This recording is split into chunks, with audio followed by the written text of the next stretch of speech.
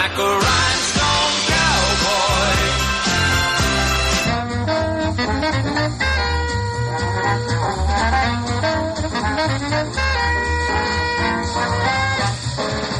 Good evening, and welcome to this week's edition of What's So Funny, a show that talks about the funny with the people who make it happen. Well, our guest this week is, nominated for 4 Junos, has 5 gold records, toured all over the world. It's pretty funny. Been at it for a little while. We got Mr. Nestor Pistor on the program. And of course, your host, the wonderful, regularly here, but wait, he's not here today.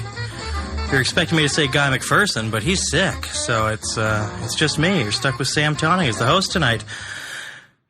So welcome. Nestor, how are you? We can't hear. Oh my goodness. Let's put some music back.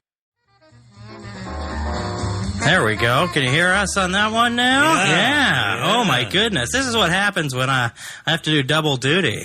Nestor, how you doing today? I was doing very good double duty, but I don't see. One was volume and the other was off. So yeah, I guess it was on off, right? Well, your fault. Don't trust me. I'll take ownership of that. So off the top, what we like to do when the show starts, we pick a song, for our guest. And some people may be wondering why "Rhinestone Cowboy" by Glenn Campbell off the top for our interview with Nestor Pistor. Why might I want to do that?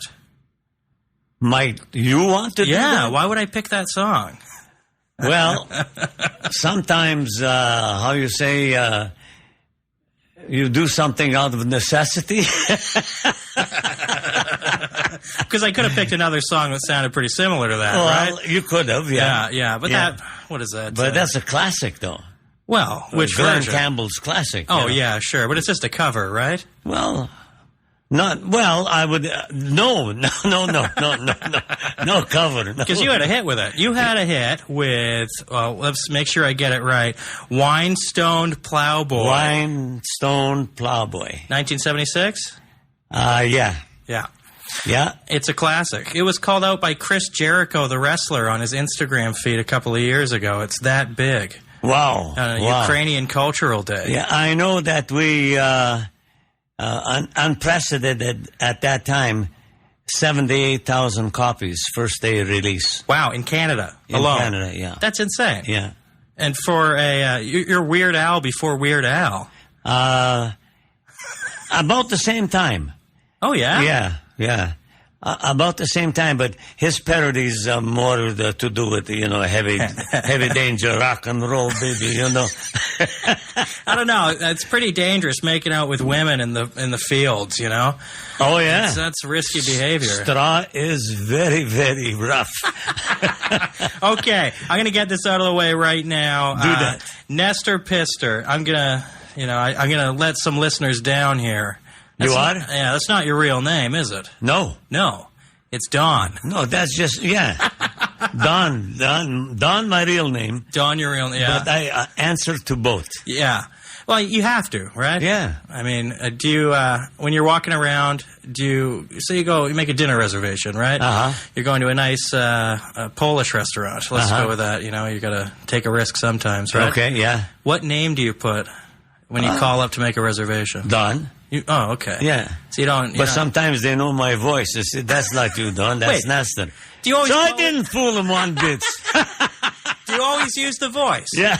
Yeah, that's it. Yeah. Okay, man, this is great. So no matter what I call you, we're talking to Nestor. That's right. I love it. That's right. So have you always performed as Nestor Pistor? In comic, I did. As a comedian. As a comedian, yeah. Okay. Yeah. And but no, I'm lying.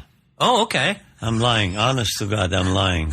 Because I was just telling some of the boys, I did a stint with a chap named Joey Moore. Joey Moore. Joey Moore, Moore. Okay. And he was he could mimic. He was a great mimic. So like an impressionist? Impressionist. Yeah, okay. Yeah. And so we kind of ponied up, and we did a couple clubs in Regina, and then we had a chance to go heavy, danger, big, and we did. There was a strip joint in Toronto and one in Hamilton. Whoa. Called Starvin' Marvin's. Starvin' Marvin's. Starvin' Marvin's. But was high class, very high class. Okay, yeah, sure.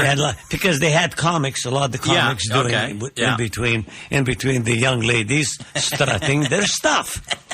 What year was this? Approximately. About 1972. Okay, early 70s. Comics on the road, presenting the strip shows. Yeah. And you were doing a double act? And then it got to the point where we were getting so much attention that he would do one set, I would do the other. And, okay, sure. And just kind of spell each other off. With beautiful half-naked women in between, right? All naked. All naked. Yeah, oh, well, that was the time when there was nothing sacred.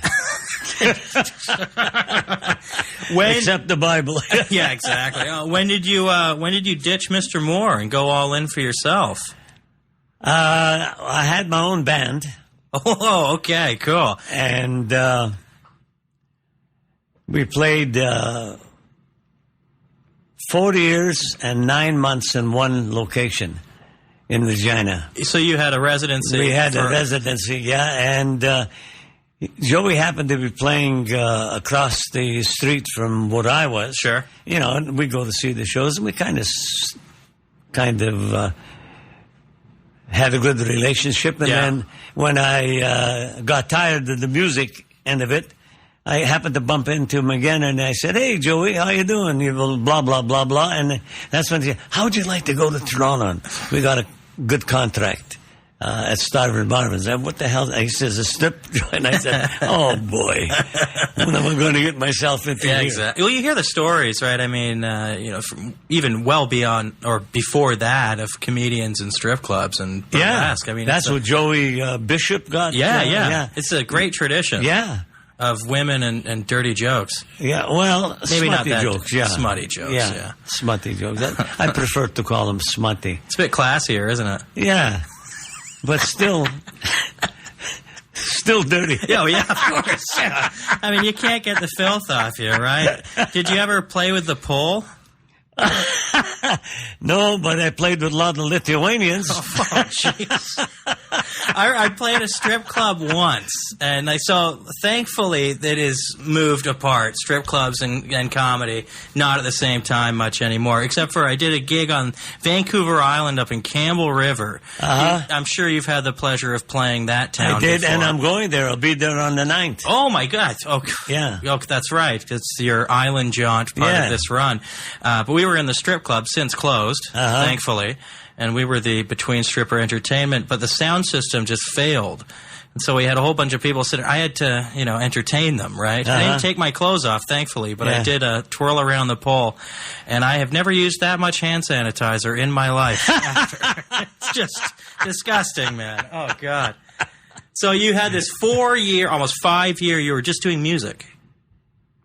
Yeah. In Regina. Was this comedy music or was it? No. We did cover songs. Okay, so you were, how many nights a week? 6 nights a week. 6 nights a week for Monday almost 5 years? Yeah. What was the name of the venue? The venue was the Golden Hotel on Broad Street and Victoria Avenue. Does it still exist? No. It was gone. Yeah. So you left, they shut down. Oh, no. Oh, come on, I'm trying to make it sound important here. No. It just moved on. Yeah, of course. That's what happens. But that's a long time at one place. I haven't heard of that outside of Las Vegas. Yeah. What kind of people? We had a great, I'll tell you, drinks were with tax, 89 cents at that time. And you got free drinks. And we were doing, many. And we were doing...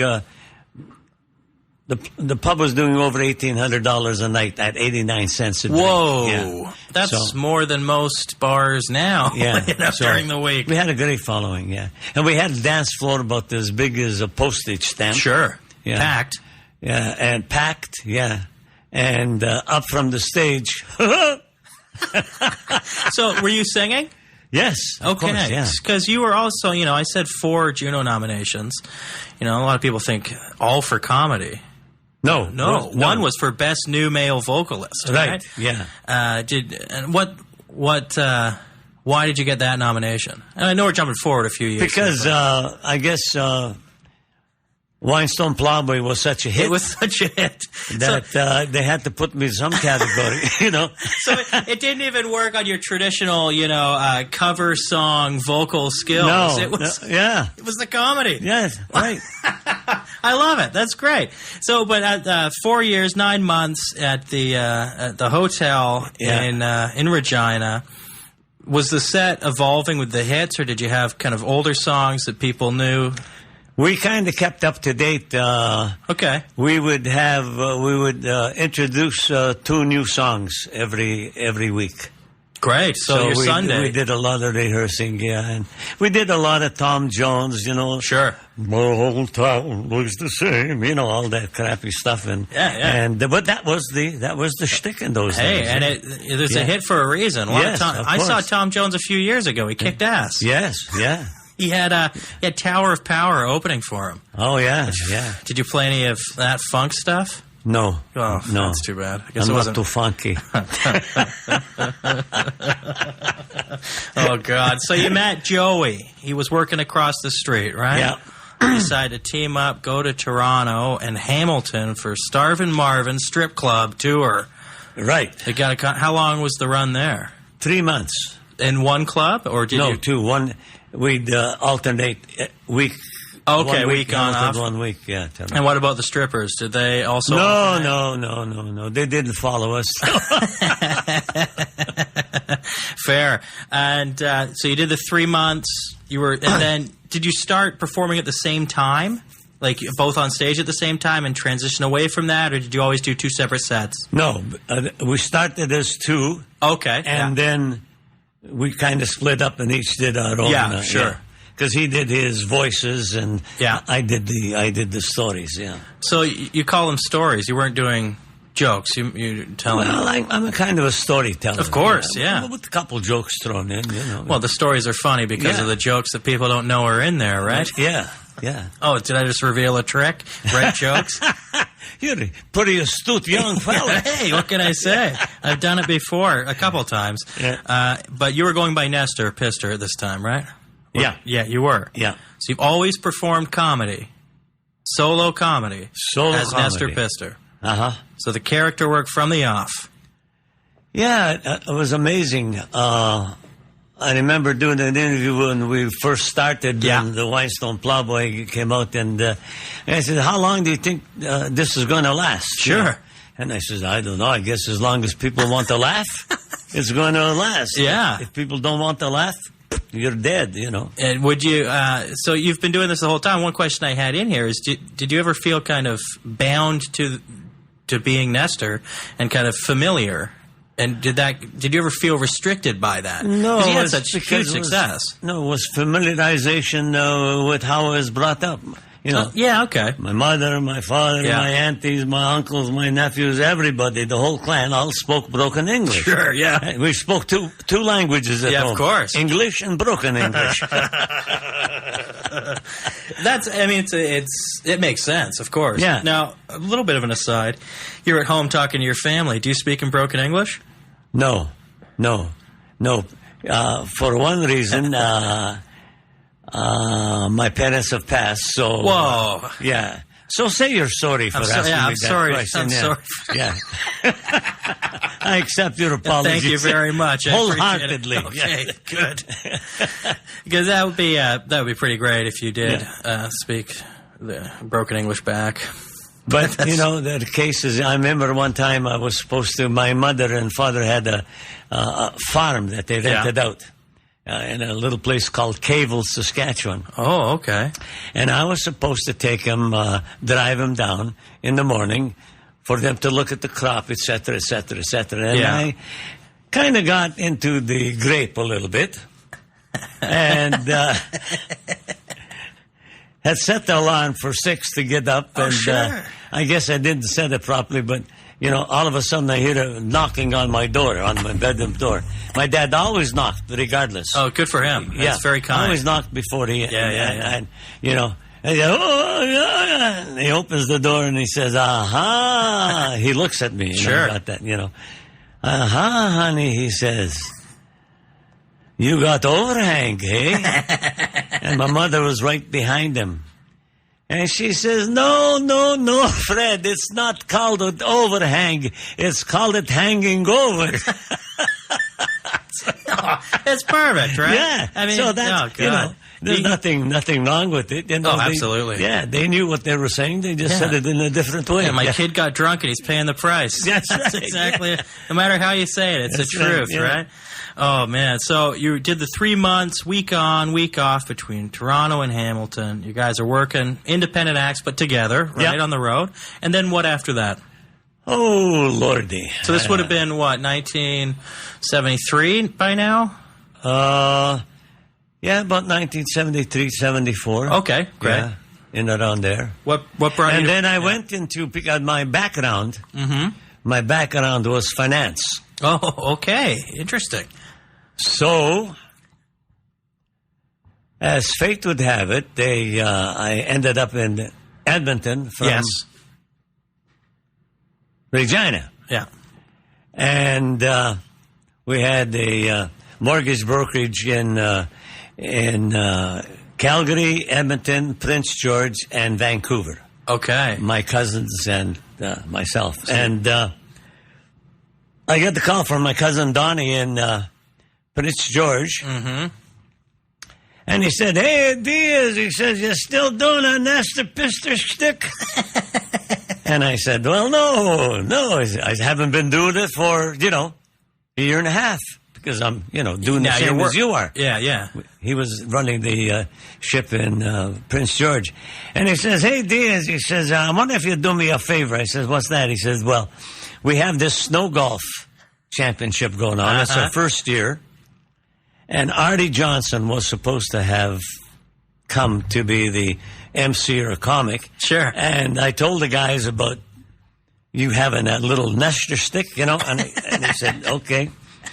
So they flew me down, and I took for what reason, I don't know. I took a little electronic box tape recorder with a, still remember, 90-minute Phillips tape. Sure. That had music taped on it, but you could retape. Over. For what reason, I plugged it in the back of an MT and I taped the show. And that was it. That's history. 1974, your first album. No, 75. 75. Yeah. Okay. I see. You're here with Steve Bottomley, who's helping you with the tour. And I'm just going to turn Steve's mic on here because I want to know, what album did you bring, Steve? This is the album he's talking about. And this is it. Here we go again. Nestor Pistor 2. Right? Yep. And the first one was Nestor Pistor, Snow Golf. Snow Golf, that's right. Yeah. And what the hell is snow golf? You play golf in the snow. Huh. It was very big. Let me tell you, it caught on. They had Edmonton, Calgary, Winnipeg, Brandon. Wait, Brandon, Manitoba was involved. Wow. Everybody had their own snow golf tournament. Yeah. So being as I did this one, which was the first one, you had a run. I was a kind of a favorite son. Man. So I got I could go and do all these. Yeah, sure. But it's played with a purple ball. Yeah. And when it's cold, purple balls are very common. And it gets a little smaller, too. Yes. We're not going to... Oh, sorry. No. Smutty jokes. I apologize. And you play it with any kind of club you want. It could be a hockey stick, any kind of homemade club you want. And you play 18 holes of golf. And you got a great big hole, and you have to advance the ball with the club that you pick. You can't change clubs. So you putt and you drive and everything's the same. Did you play this a lot? Yes, I did. Every tournament. As a matter of fact, I won the tournament in Brandon. Oh. Yeah, but I had to concede due to... said, "You were cheating." I said, "No, heavens, no, but you can't." No, but I won the tournament. legitimately. But you had to. But I had to give it to the next guy. I understand. Out of the kindness of my heart. Of course, out of the kindness of your heart. Oh, my goodness. Now, Steve, would you mind passing over that piece of paper I handed you? It's time for us to do our station identification. Would you mind reading that, please? This is Nestor Pistor, and you're listening to What's So Funny on CFRO 100.5 FM, Vancouver, Co-op Radio. Pretty good for a guy that can't read English. Yeah, exactly. You nailed it. I mean, the whole mortgage brokerage was all in broken English, right? So I found it interesting when reading about the first record that you put out there. I didn't know you did it on your own little mini tape recorder. Yeah, that's what. Yeah. And how did you pitch that to the record producer or a company? Let me put it this way. The show went so good that we listened to it. We decided to make a record. Okay? And we were going to sell it as year number 1, Snow Golf Memento. So you're preparing merch. Yeah, so we were going to do this as, just as a memento for the first show. Of course. And we printed, I think, 2,000 copies, and they went, then we printed another 3,000, and we couldn't keep up with the demand. So you're thinking, you're onto something here, right? Yeah, so then Don Prentice, who was the manager of the radio and the station in Prince George, he contacted some people he knew in RCA. Yeah. And they contacted me, and we made a deal, and that was it. Yeah. And you came out, you produced the album on a label, and they distributed it, and you sold 78,000 copies in the first day, or first week. Of the Whinstone. Of the Whinstone. Okay, sorry. And then that the Whinstone happened in January. I think it was released January 6th or 7th. It was released, and then all 3 previous records all went gold, too, at the same time. Okay. So, yeah. And you also got nominated for a Juno for twice in the same year. Yeah. I don't know why. That's pretty great. That's double jeopardy. Yeah. Do you have the Juno nomination certificates on your wall? Yes, at home? I do. I don't have them on the wall, no. You just have them filed away? I just have them put in the filing cabinet, yeah. Do you have your gold records on the wall? I do. As you should. I'm glad to hear it. Yes, I was at a record label here in town. They produced some hits, and there's nothing like looking on a wall and seeing a gold record. You know? It's kind of neat the way they got the background, Yeah, it's just so cool. Yeah, it's great, and I'm glad you do. That's awesome. Every now and then I go take a pic and said, "Is that really happening, or did that really happen?" So, this is in Edmonton, where you live, right? Yes. So, I got to tell you a story. Oh, please about the gold. My mother, with a great sense of humor, we were doing a record tour of Canada. So we had to stop in Regina for about an hour and 40 minutes. So I had to go and whip over and see my mom. Sure. So knock on the door, and she opened it. What? I didn't know you were, anyway, come in. Are you hungry? I said, no. I only got a few minutes. She said, could I ask you something? I said, yeah. She says, come sit on the Chesterfields with me.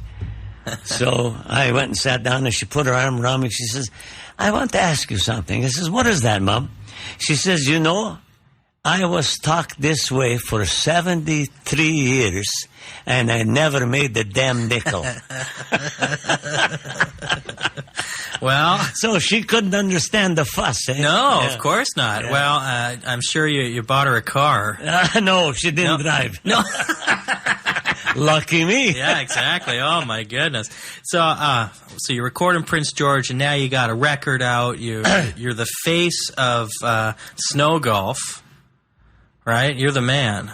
Yeah. Now, that was the kind of kickoff, We're opening things. So we went to all over the place. Sure. Winnipeg, Brandon, Calgary, Lethbridge, the Okanagan. Yeah. Yeah. It sounds, you haven't mentioned Vancouver, Toronto, Montreal. Did you bring the act out there in that time? So you do the snow golf, you get some heat, you come out with the record, that first one, right? Yeah. Are you starting to play the big centers on the coast kind of thing, or are you still staying in the prairies? No, because what happened was we didn't have a vehicle. We had to have, you had to have a. Were you with a band? Yeah, no, It's just you. Okay, good. We had to have a vehicle, so Don Prentice said, "Could you write a parody about something?" And I said, "Well, what kind of song?" And he said, "Well, we got a couple here. One was I just forget the name because it was inconsequential anyway right now, and the other is Glenn Campbell's Whinstone Cowboy." And we kind of wrote a few opening lines. Sure. So well, read them to me, and they were not bad, but not my style. So I said, "Let me have a shot at that." So I had the record, so I put it on, and I'm writing as I'm listening to the lyrics. And 40 minutes later, I phoned him, and I says, "Here's the song." Yeah. And that was. And you take it in the studio. Yeah. You So record that it? was the vehicle. Good point. Yeah. And then you're playing. And then once Toronto. that aired, was on the. Actually, I should have brought the thing because on the Billboard charts. Yeah. We were ahead of Elvis's Blues Chicago thing for 4 weeks. Wow. Yeah, the chart was really good. So and then you become popular. Then you play the big ones. Where were you playing? Now you're gonna do theaters, right? That's what you're doing. Mm-hmm. Not clubs, not strip clubs anymore. No. You're playing theaters. Is that right? Well, theaters, lots of nightclubs. Okay. Yeah.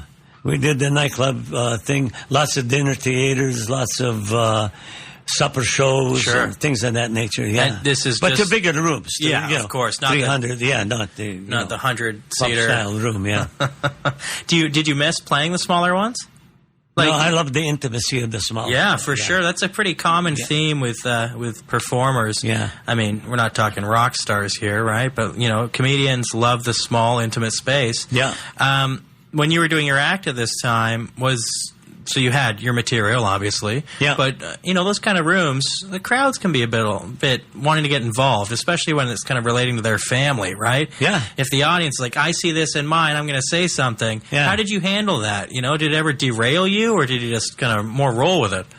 No, because we wouldn't let the situation begin with in the first place. Okay. It never did occur to me because, from the song, Yeah.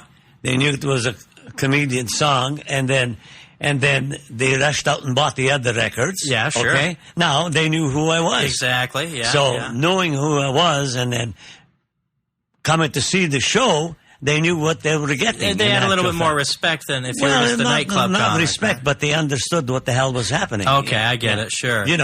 They weren't surprised. No, okay. Did you ever have a show where someone didn't know who the hell you were? No. No? No. Oh, that's a great problem to have. Yeah, no. Or not to have, I should say. No, once I put the costume on and, they got to know who I am. It's hard to miss who that is on stage, right? Yeah. So you were touring these places and you're doing comedy, mid-70s, Western Canada. What was it like? Who else was on the road? Who would you cross paths with, Mostly singers. Mostly singers. So you were running in that circle, then the dirty comedians. As a matter of fact, I was in Dirty Comedian? No. No. I mean, No. I was doing a gig in Thunder Bay. Mm-hmm. And who was at the theater but Celine Dion. Oh, wow. Yeah. And, we kind of had breakfast together. Just happened to see each other at the breakfast table at the hotel. You've just guaranteed this show being the most popular with the gossip columnists now, saying you just had breakfast with Celine Dion in Thunder Bay.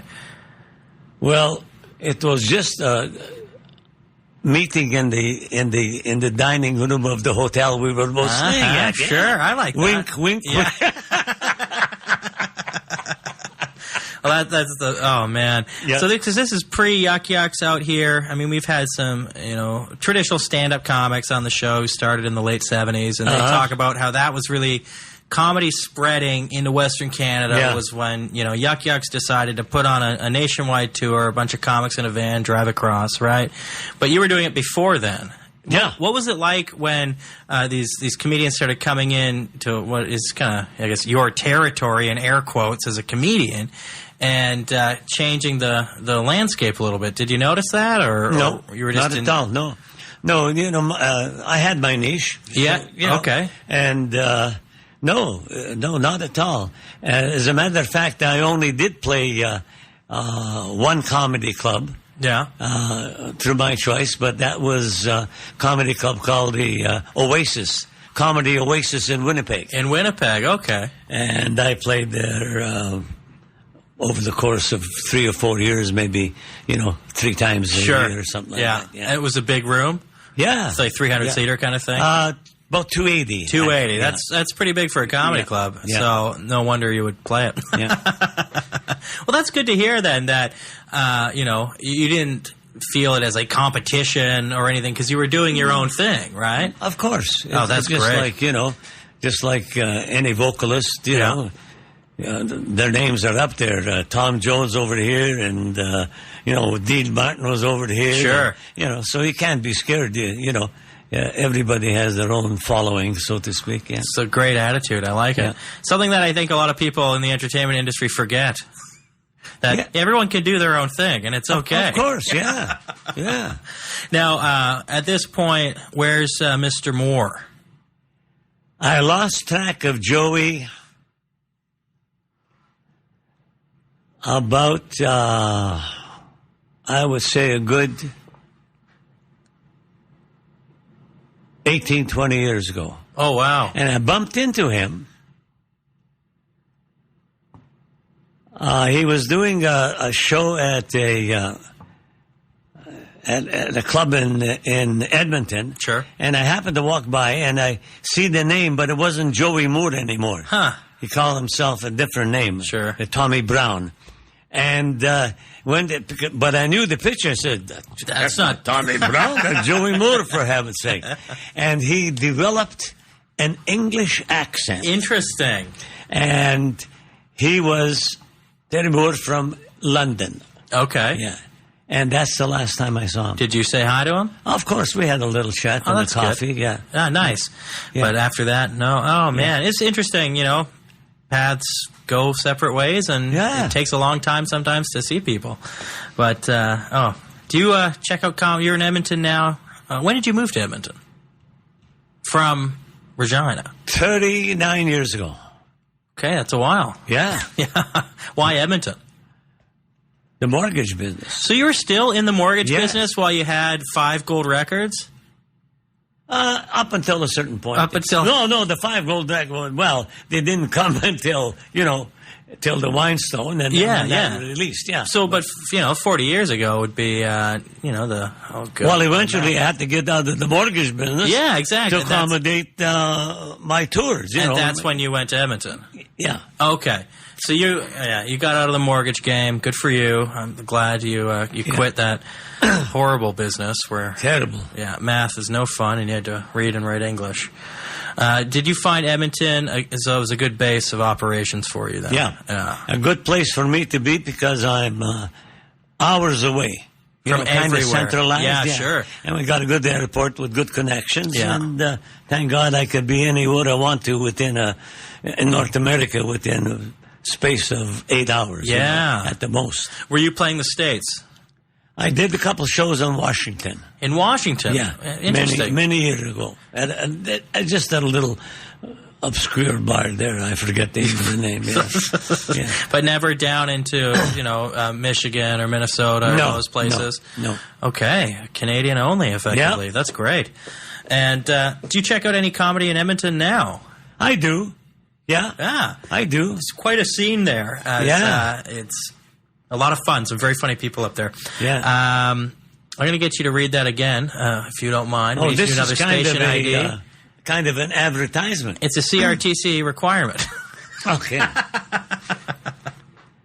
I was doing this as Nestor before, but now I'm going to do it in my other alter ego.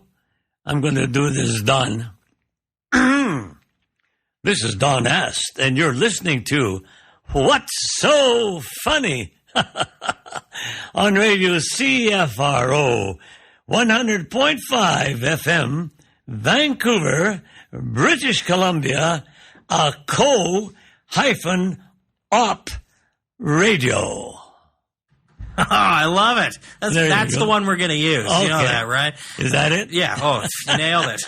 I knew we needed 2 takes. No, I joked. That was great. Thank you very much. Yes, you are listening to Vancouver Co-op Radio. The show is What's So Funny? And our guest is Nestor Pistor, Canadian comedy icon, man about town, because he's on tour here. He's coming out over the next few days. You're on the road here in Vancouver. I'm just going to go over your dates while I say them. Tuesday, November 5th at Hood 29, which is formerly the Cottage Bistro on Main Street here in Vancouver. November 7th, that's at the Presentation House Theatre in North Vancouver. On the 9th, the Evergreen Theatre in Powell River, which is very nice. I like it over there. And then you're back here for a show on November 14th on the Thursday at the Vancouver Alpine Club. That's on Victoria Drive.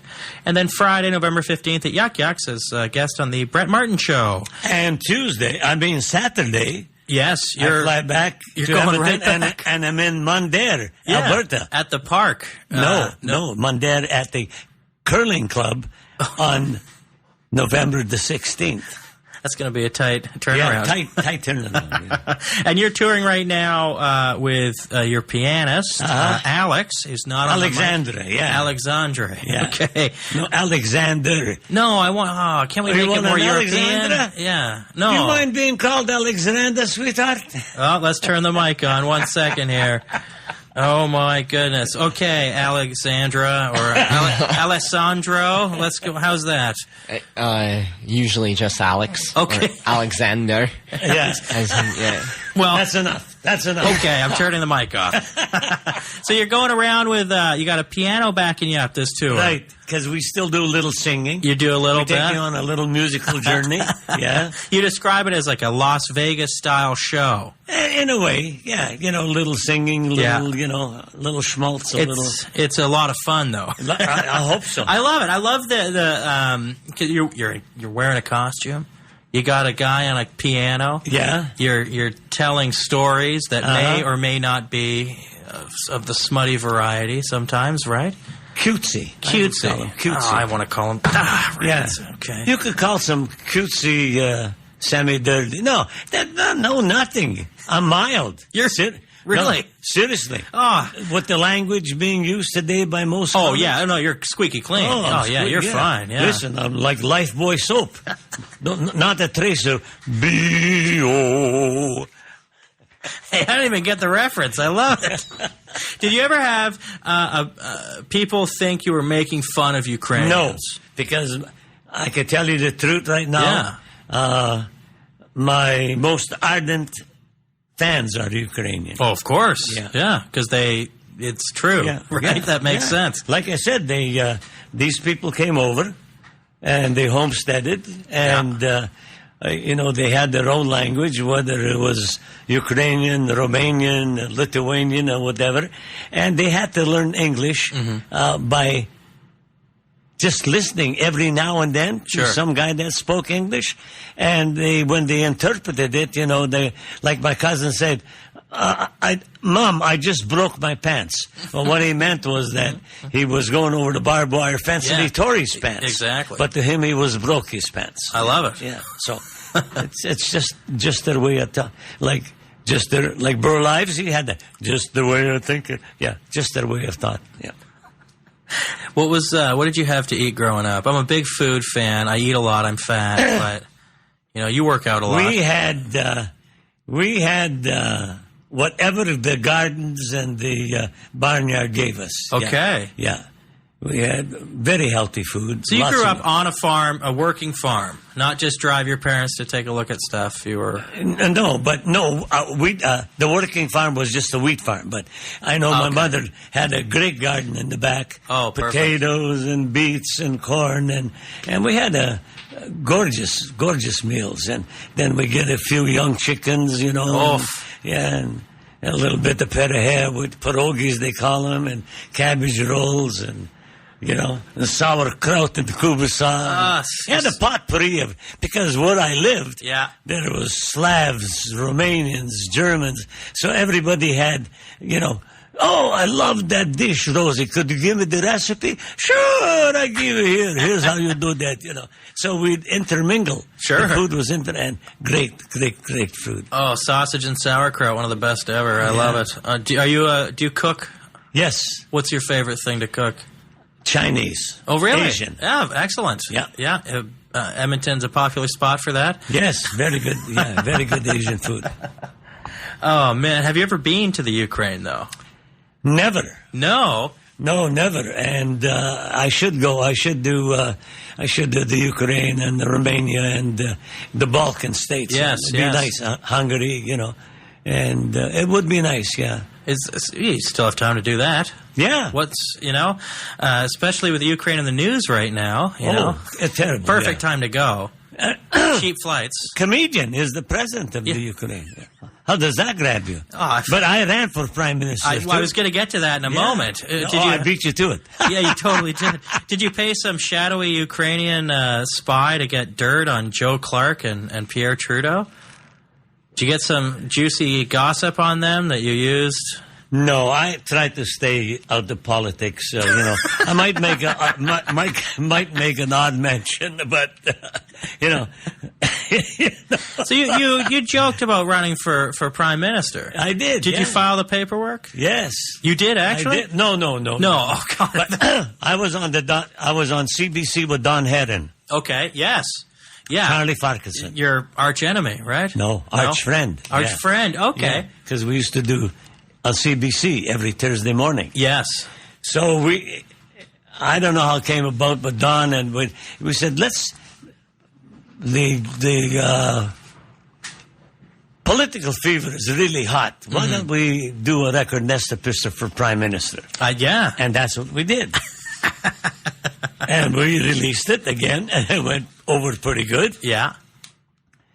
And then when I was up for a Juno Award, for the record, the same name, Pierre Trudeau was then prime minister. And I had my Nestor Pistor for prime minister buttons. Oh, I love it. Just like a real hoity-toity, legitimate run for the hot dog of the Canada, you know.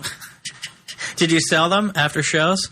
No, we gave them away. You gave them away? Good for you. And remember Prime Minister Trudeau holding the button while he was making his speech at the Juno Awards, and he said, Nestor, being Prime Minister is not as easy as you would think it was. What a lame joke. Yeah. Yeah, but I got lots of air on that because he held a... Oh, sure. No, that's great. And we had to send back checks and... So people really thought you were running and sent you money as campaign contributions. Yeah, they sent over...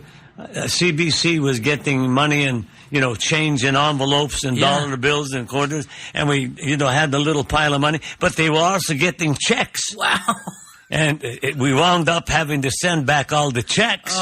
And we didn't know what to do with the money because, you know, you can't say that, hey, Sam, you sent me a dime. I'm going to give it back. I don't know. What, Sam? There's no Sam on that dime. So we gave it to charity. Of course. Yeah, that makes sense. Yeah, in my back pocket. Yeah. Hey, I guess, you know, a statute of limitations has passed since then.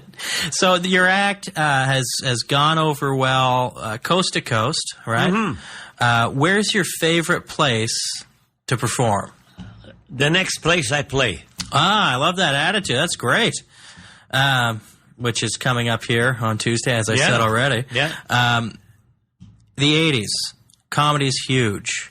What are you doing in the 80s? Because your records primarily, when I look at the records you came out with, the ones that sold a lot, Junos, that's the late 70s, right? Mm-hmm. What were you doing in the 80s? Well, again, we were doing lots of convention work and touring and doing lots of. We would do maybe 6 different pubs on 6 different nights in different little towns. Sure, yeah. You know, instead of them coming to the show, you kind of brought the show to them, and very, very successful. And you were doing a lot of corporate stuff, I assume, at and the time. a little bit of corporate stuff, convention work. Then I produced too for conventions. And okay. I produced 2 shows for the Edmonton Klondike Days and 2 shows for the Calgary Stampede. I produced music shows for them. Oh, great! So the live event production stuff. Mm-hmm. And what's the longest you've gone without performing? Ooh, as of late. You know, I'm performing about every month. That's great. Yeah. Wow. As much as I want to. So that's a nice kind of way to have it. That you're not forced to be working all the time. I wish I could be in that situation. One day, maybe, though, Nestor. To be what? In that situation where I can choose the gigs to take. Well, yeah, I hope so, too, for your sake. Yeah, thank you. But it's not sometimes that you don't want to do them. It's just sometimes that you... sometimes you maybe just don't feel like doing it. Yeah. You know? And if the mood... But the longer you stay off, the more you get the itch to get back sure. on. Yeah. So all throughout, from when you started, when you hit, Here We Go Again, and to now, you've been performing consistently. Yes. That's great. Because I'll be honest, over the past few years, I didn't know that. Oh, what did you think happened? I thought you may have retired or something, right? Yeah, you take time off or transition into some other work. And you don't. But come we out did with all lots this. of work in Alberta, Saskatchewan, and Manitoba. Yeah, so I'm BC. You know, this is the furthest east I've ever lived. Oh, from Victoria. So did you get as far as Abbotsford? Oh, yeah, right. Oh, man, don't even get me started. I was working there this weekend. Oh, man, it's always a treat to do that. But I guess, you had your runs at home. And what venues were you playing? So were these like still... Because the nightclubs, the 300-seat nightclubs, they're not really around like they used to be, right? No. And the threat of people going and having a good time and having a couple drinks, and the threat of having the PRC and monkey police ready to pounce on them like a like a jackfish in a lily pond, you know. Heaven forbid. So heaven forbid, and so they kind of cool down a bit because people are afraid to get in those cars and have a couple of drinks. It doesn't take much sometimes. No. But we're still in the small towns, which we do a lot of, and Alexander can vouch for this. We do small towns with maybe the population of 90 or 100, and 300 people will show up in the town hall. Absolutely, they will. Yeah. So it's kind of neat to see that happen. But then again, they're close enough. Yeah. Enough relatives around them that they don't have to worry about driving and drinking and driving. Yeah, sure. You know, just crawl home and into your neighbor's bed. Sans his wife, of course. Whoa. Yeah. Oh, yeah. Okay, fair enough. Yes. What about the Maritimes? I did a couple times. Yeah. Different groups out there. Yeah. Do their own thing. Yeah. Lovely bunch of people, though. Oh, yeah. They love drinking, right? Oh, yeah. Love partying, yeah. What's Nestor's drink of choice? Vodka and soda. With a squeeze of lime. With a squeeze of lime. Oh, very classy. Yeah. Very weight conscious. When I think of Nestor Pistor, I don't think of a man who's counting calories. I don't count calories. No? I eat like a horse, but, you know, What's your fitness regime? You're trim. You look like you can kick ass. I go to the gym every day from about 2 to 4. Really? Yeah. 2 hours a day at the gym? Yeah. in Edmonton. You know, Okay. just a hop, skip, and a jump away. Sure. And I pump a little iron, and but people tell you the truth. You go to the gym because you got good companionship, and you got kind of a little contest going between Yeah. 3 guys. Not to be like Arthur Schwarzenegger, Nager, Frager. No, but just to tone up your body. Sure. But anybody could do that at home with probably 2 simple exercises, and one is squats with your back straight against the wall. Yeah. And the other is planks. Do your planks and your squats, and you can get in shape in no time. Some real fitness advice here from Nestor Pistor. But you could do that at home. And push-ups, I'm sorry. Yeah. So 3 things is what you need. Yeah, squats, Low cost. planks, Yeah. and push-ups. Oh, Cost you not 1 dime. Not even one. No. Maybe you wear out the rug with your elbows. Gotta replace You don't want to that. get rug burn. No, exactly. Oh, God. I don't want to think about that at all. Yeah. Rug burn. Oh, man. What do we have here? Let's see if there's any questions coming in online. Oh, we only got a few more minutes left. I don't want to miss anything because I know this don't has miss been nothing. well received. Oh, yeah. Here we go. The Junos. Oh, yeah. They're back for Comedy Album of the Year. Yeah. That category is now out there. Are you going to come out with a new record? I think I might. Yeah. Yeah. I think I might. I got some little bits of new material. And Sure. that, so I think I might introduce it. Well, but I don't. It's such a touchy subject now. Sure. To cut a record and. But in the future, might be able to do it. Yeah. I think your view on the world now might be appreciated. Well, yeah, because it's all situation stuff. Oh yeah, and the situation changed from now since when you came out with your first record. Situation changes. Yeah, no one plays snow golf. No, not anymore. I think maybe there might be a couple remote areas, but not the way it was. It was huge for 5 or 6 It's like ringette. Yeah, ringette. That's for a little young lady. No. Yeah, ringette, totally. yeah. I think of it exactly the same. And that was a big fad. It was. Yeah. Yeah. Like, oh, does your daughter play ringette? Oh, you should have her play ringette. And then, whoosh, it's gone. Yeah. Gone like the wind. Oh God. Yeah, just like snow golf. Yes. I maintain. Now, are you playing on Sirius XM? Are you getting plays on the satellite radio? Yeah. That's awesome. That's why you come out with a new record. Yeah. So you can get some more of that. Yeah. Be nice. What? Rejuvenate, give a little boost to Nestor, yeah. Yeah, we got to do it. That's why we're here today. Are you, you said you flew in yesterday, right? Mm-hmm. Are you looking forward to Tuesday? I am, yeah. When was the last time you played Vancouver? I played at the Newton Inn. Oh, out in Surrey. Out in Surrey. When was this? I played that room, I think the last time was maybe 14 years ago. Oh, my Yeah. We've been missing you. Yeah, 14 years ago. But I played that room once every month. I did 12 gigs a year at the Newton Inn. Oh, okay. So you come out once a month for it. Do you have family out here? Yes. I have my nephew, who we're staying with. Okay, excellent. Donnie Tater, he's a meteorologist. He's a meteorologist? Yes, but he's retired, You know those government guys. Oh, hey. They rake it in hand and foot. Never a cloudy day for those buggers. No, especially for the meteorologist. Yeah, Exactly. And then I have a niece that lives here. Oh, okay, very good. I have a nephew and a niece. So it's nice to have work bring you out so you can spend time with family Yes, as well. with family, yes. Oh, and I have my brother's wife is living here too. So Okay, so my brother's wife. you're here for a few days. You're going to get some visiting time in? Yes, I did a little visiting today, as a matter of fact. Excellent.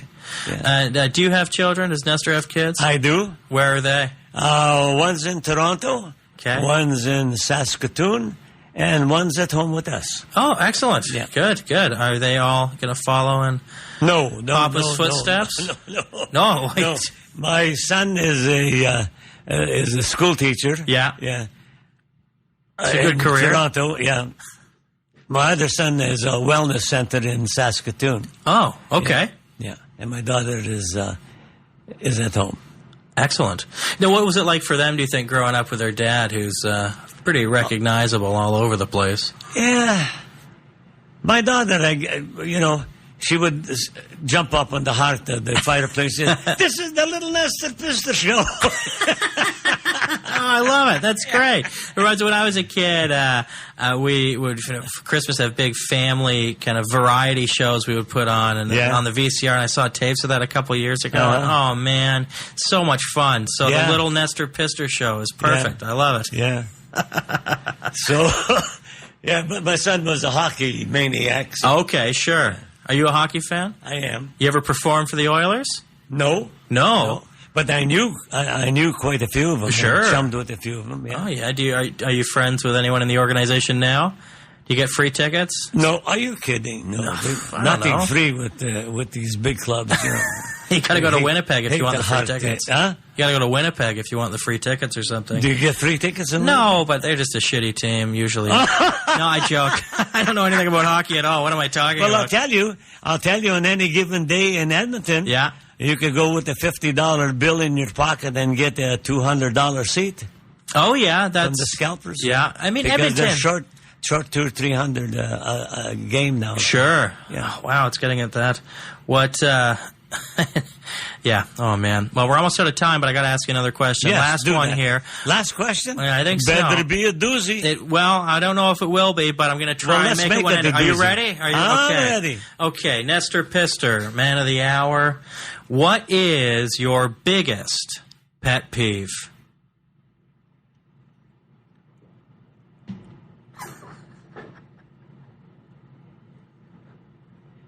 People chewing food with their mouth open. Oh, I love it. That's perfect. And it's so true.